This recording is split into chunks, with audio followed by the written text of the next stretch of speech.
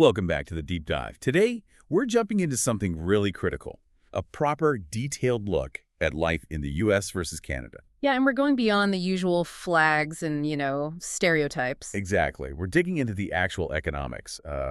Five big areas: taxes, cost of living, healthcare, immigration, and something often overlooked, transportation.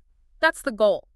Forget the simple headlines for a minute. We all hear U.S. means higher wages, Canada means better benefits. Right.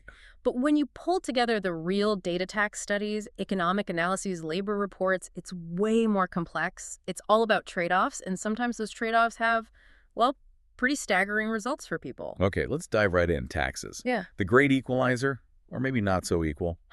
Yeah, maybe not. Both countries use progressive systems, right? So the more you earn, the higher the rate, and you get taxed federally and then again by the state or province. So bottom line, which side of that border generally takes a bigger bite?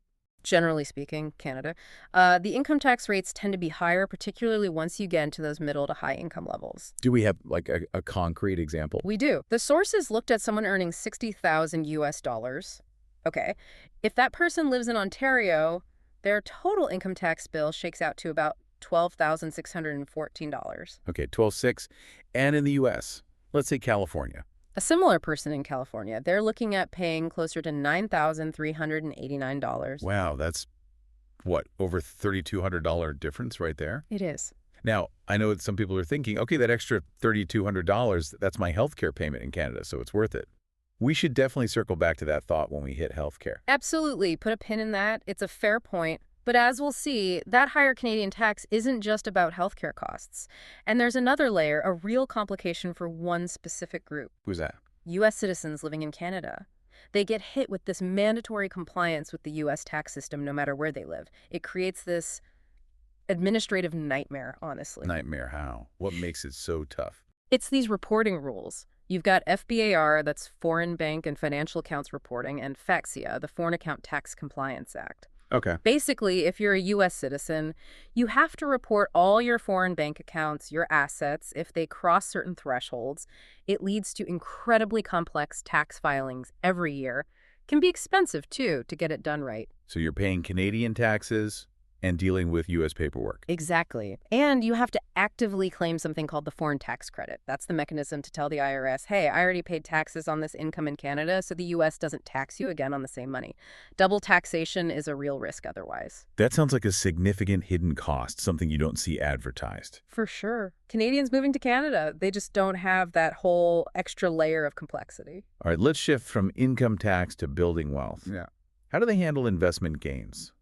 Capital gains seem like a big point of difference. Huge difference. In the U.S., it starts simple. 100% of your capital gain is taxable. But there's a major benefit for long-term gains. Meaning you held the asset for? Over a year. If you held it longer than a year, those gains get taxed at much lower preferential rates. Could be 0%, 15%, maybe 20%, depending on your overall income. And Canada's approach? Historically, Canada has been seen as, well, maybe more favorable here. Only 50% of your capital gain was included in your income to be taxed. Only half. That sounds way better. It was, but this is changing, and it's changing really soon. Anyone doing serious investing needs to know this.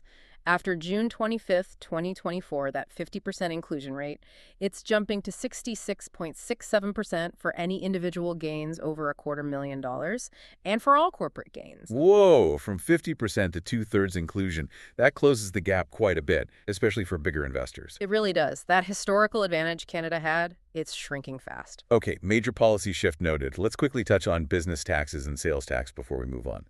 Corporate rates. U.S. has a flat federal rate, 21%. Pretty straightforward. Canada's federal rate is a bit lower, 15% basic, but it can go down to just 9% for smaller businesses that qualify for the small business deduction. So potentially quite attractive for small business owners in Canada. Definitely can be. And sales tax, what we pay at the till.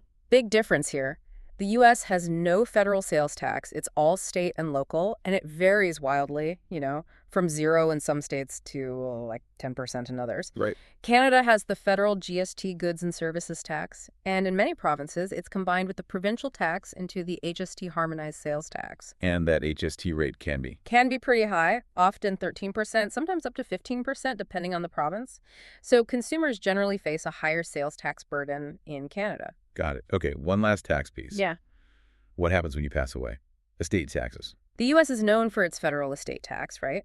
Can be up to 40%, but only kicks in above really high exemption levels. Most people don't actually pay it. In Canada, no estate tax. No formal estate tax, no inheritance tax, but they have something called deemed disposition. Deemed disposition sounds ominous. It kind of means that when you die, the government treats your assets, like stocks, property, whatever, as if you sold them at their fair market value right at that moment. So it triggers capital gains tax. Exactly. All those capital gains we just talked about, they become due. So it's not a separate estate tax, but it is a tax hit based on the growth of your assets payable upon death, like a deferred income tax. Okay, so we've painted a picture.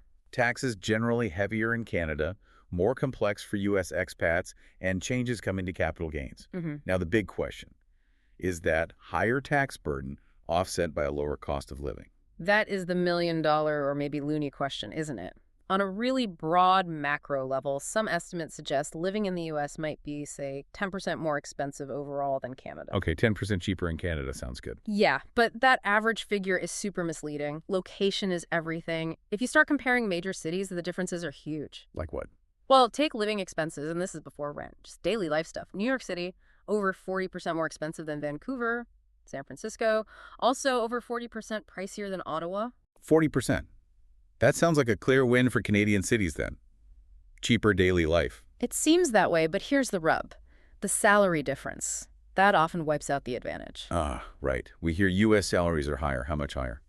Substantially. The average monthly salary after taxes in the U.S., it's around $3,360 USD. In Canada, it's closer to $2,400 USD. Oof, that's almost $1,000 difference per month. Yeah.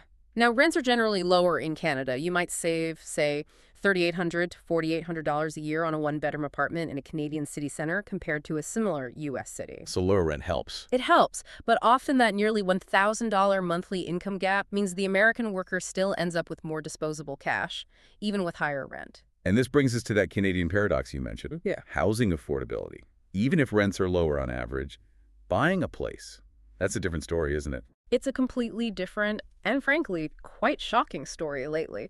Despite lower average rents, or maybe because of factors driving up prices, the major Canadian real estate markets have become dramatically less affordable relative to local incomes, much less affordable than big U.S. cities. Less affordable than New York or L.A. How do we measure that? There's the Oxford Economics Housing Affordability Index, the HAI. It basically compares median house prices to median household incomes. A higher number means it's less affordable. Okay, so what are the numbers? Get this. Vancouver's HAI is 1.71. Toronto is 1.56. Wait, 1.71. Does that mean the median house costs 1.71 times the median annual income? Yeah. How does that compare to the U.S.? Well, compare Vancouver's 1.71 to Los Angeles at 1.45, or even New York City, which includes Manhattan and the boroughs, coming in at 1.04. Wow. So Vancouver and Toronto are significantly less affordable relative to local wages than L.A. or New York. That's what the data shows. It suggests a massive disconnect between local earning power and housing costs in Canada's biggest cities. Lack of supply, maybe high demand from population growth, whatever the cause, it's priced locals out more severely than in comparable U.S. hubs. That's genuinely surprising. I think the narrative is often the opposite. It often is, and interestingly, the sources noted the second least affordable market in all of North America right after Vancouver. Boise, Idaho. Go figure. Boise. Okay, that's an outlier. But the main point is the higher U.S. salary seems to keep pace with high U.S. housing costs better than lower Canadian salaries do in their major cities. That seems to be the case. And then there's the daily stuff again, the sticker shock. Groceries, for instance. More expensive in Canada. Generally, yeah. Maybe 15–20% more overall. And dairy products. Thanks to Canada's supply management system, they can be up to 30% pricier. 30% more for milk and cheese? Ouch. And gas prices, too. We're talking maybe $4.50 Canadian per gallon on average versus maybe $3.50 US dollars per gallon stateside. Those daily costs add up. Okay, so taxes higher in Canada, cost of living maybe lower overall, but housing affordability worse in big cities, and daily goods more expensive. Let's pivot to the big Canadian advantage. Healthcare. Right? Canada's universal, publicly funded Medicare covers essential stuff, no direct cost when you need care, assuming you're a resident. The U.S., famously a mixed, fragmented system, public programs like Medicare, Medicaid, but mostly private employer-based insurance or buying your own. Financially, what's the bottom line for the average person, the savings? It's huge, absolutely monumental. The average annual healthcare cost per person in the U.S. is estimated around $10,380 USD. 10 grand per person per year. Yep. In Canada, it's about $5,000 USD, less than half. Wow. That saving is often the single biggest factor for people choosing Canada or accepting the higher taxes. Absolutely. But here's where the data gets really, really interesting. I remember seeing this in sources, the counterintuitive fact about public spending. Ah, yes. This blows people's minds. The U.S. government, just the government, through Medicare, Medicaid, VA, etc., already spends more public dollars per capita on healthcare than the entire Canadian government spends to cover its whole population. Say that again. The U.S. public spend is higher. That's what the figures showed. Looking back at comparative data, like from 2009, U.S. government health spending was about $3,795 USD per capita. Canada's total public spending for everyone, about $3,081 USD per capita. So the U.S. government is spending enough public money to potentially fund universal care, but isn't getting it. Where's all that money going? That's the multi-trillion-dollar question, isn't it? It seems to get eaten up by a few key things. One is high private spending on top of the public spend. Another is market-based pricing, charging whatever the market will bear for drugs, procedures. And the big one. Administrative costs. The sheer complexity and inefficiency of the fragmented U.S. system. Some older estimates put U.S. administrative overhead as something like a 33.5% of total cost, compared to maybe 3% in Canada's single-payer type system. 33% versus 3% on admin. That's staggering. It is. It suggests the U.S. pays more, both publicly and privately, for a system that leaves millions uninsured or underinsured and often yields worse overall health outcomes on some metrics. So, Canada controls costs better, gets universal coverage. What's the trade-off? We hear about wait times. That's the main one. The Canadian system manages demand essentially through scheduling, rationing via time, if you will. So while they do well on overall coverage and things like lower amenable mortality deaths preventable by good healthcare, the flip side is access speed. How long are we talking? Canadians are more likely to report longer waits for seeing specialists or getting non-emergency surgeries compared to insured Americans. The sources cited a median wait time in Canada of about 4.3 weeks for those kinds of non-urgent consultations or procedures. 4.3 weeks median wait. Okay, so it's a trade-off. Financial security and universal access in Canada versus potentially faster access for some things if you have good insurance in the U.S., but with huge financial risk for everyone. That sums it up pretty well. Financial risk versus time risk. Okay, let's shift gears again. Immigration. This seems like an area where the two countries are on totally different planets. Oh, absolutely. Canada has been very aggressive in pursuing population growth, especially using non-permanent residents, NPRs, think temporary workers, international students, and their system is built for speed and predictability. How fast? Their main skilled worker system, Express Entry. They aim to process 80% of applications in about 6 months. Plus, they have provincial nominee programs, PNPs, that can give applicants a massive points boost, and a very clear path for international students to get work permits and then permanent residency. It's designed to be quick. And the U.S. experience for, say, an employment-based immigrant. It's the opposite of predictable or fast for many. Getting an employment-based green card can easily take 2 years, 5 years, even 10 years or more. 10 years. And that's not the worst of it. If you're from a country with high demand, like India or China, because of rigid per-country quotas, you could be looking at wait times of 50 years. 50 or more for certain categories. 50 years, that's not immigration, that's a generational wait. Pretty much. So for skilled workers who value knowing when they can settle down, Canada is just hands down the winner on predictability and speed. But this high-volume approach in Canada, especially with the NPRs you mentioned, has it had knock-on effects? On the labor market? Maybe. Absolutely. The sources highlight a really profound shift in the Canadian labor force, especially since around 2015. This big influx of NPRs has changed the profile of new workers. How so? They tend to be younger, often come with less prior work experience, and increasingly they're coming from a narrower group of lower-income countries. India is now the largest source country by a significant margin. Okay, a younger, less experienced intake from different regions. What has that done to wages, particularly the gap between newcomers and Canadian-born workers? It's had a major impact. The data shows the average nominal wage gap between NPRs and Canadian-born workers has more than doubled. Doubled. From what to what? Between 2006 and 2014, the gap was about minus 9.5%, meaning NPRs earned, on average, 9.5% less. But between 2023 and 2024, That gap widened dramatically to minus 22.6%. Wow, from under 10% less to over 22% less? That's huge. Why is such a big jump? Is it discrimination? The analysis suggests it's not primarily about discrimination. It's mostly explained by those changing characteristics we just talked about, the shift in source regions and lower levels of potential work experience among recent arrivals. So bringing in large numbers of workers who might initially lack Canadian-specific credentials or experience, that pulls down the average wage for the whole group. That seems to be the dynamic. Plus, you have a large pool of temporary workers who might be, understandably, more willing to accept lower wages initially as a pathway to permanent residency. It puts downward pressure on average wages for that NPR cohort. It's kind of a hidden cost or consequence of Canada's rapid growth strategy. That's a really crucial point. It balances out the easy immigration narrative a bit. Okay, final section. Transportation. You called this the hidden killer earlier. Why? Yeah, specifically the hidden cost in the U.S. Transportation is the fourth biggest annual expense for American consumers. We're talking an average of $12,295 USD per household in 2023. $12,000 a year just on getting around. Yep. And here's the really striking part. 93% of that spending goes towards owning and operating private cars. Cars, which, as we know, are depreciating assets. So Americans might earn more, but they're forced to pour thousands into cars just to function. That's often the reality. And it hits lower-income households hardest. The estimate suggests they might spend close to 30% of their after-tax income just on transportation. The national average is around 16%. 30%. Why is it so high and so car-dependent? It's systemic. How U.S. cities were built. Think sprawling suburbs, single-family zoning, making density difficult, underfunded, or non-existent public transit in many places. It essentially designs car dependency into the system.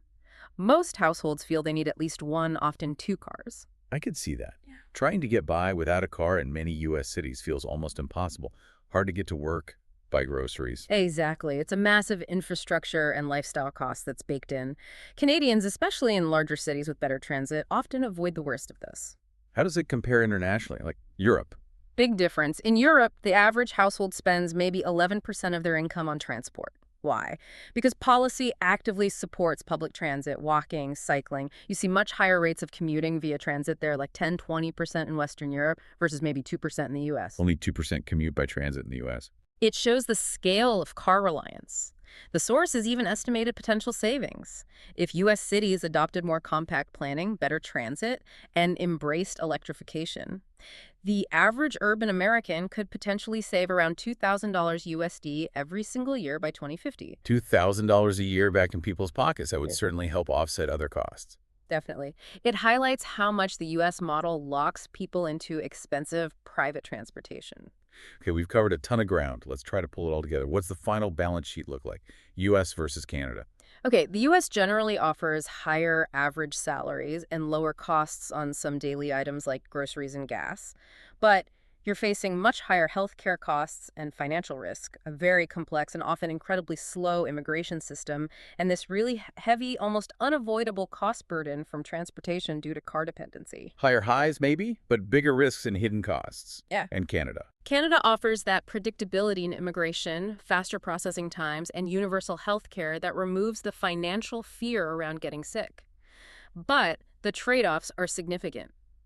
A major housing affordability crisis in key cities that outstrips even expensive U.S. cities relative to local pay, generally higher income and sales taxes, and now this widening wage gap for recent temporary residents linked to the high volume of intake. So every advantage seems to come with a pretty serious counterweight. Exactly. There's no simple better here. It depends entirely on your priorities, your profession, your family situation, your tolerance for different kinds of risk. Which leads us perfectly into our final thought for you, the listener, to consider. We talked about that really stunning healthcare fact. Yeah, that the U.S. government's public spending per person on healthcare is already higher than Canada's total public spend for its universal system. Right. And the big cost drivers seem to be administration and private market pricing. So here's the question. If the U.S. could somehow achieve Canadian levels of administrative efficiency in healthcare, the savings might actually be enough to cover every uninsured American. Thinking about everything we've discussed, salary, housing costs, healthcare access, immigration ease, daily expenses, what factor stands out to you as the biggest non-negotiable?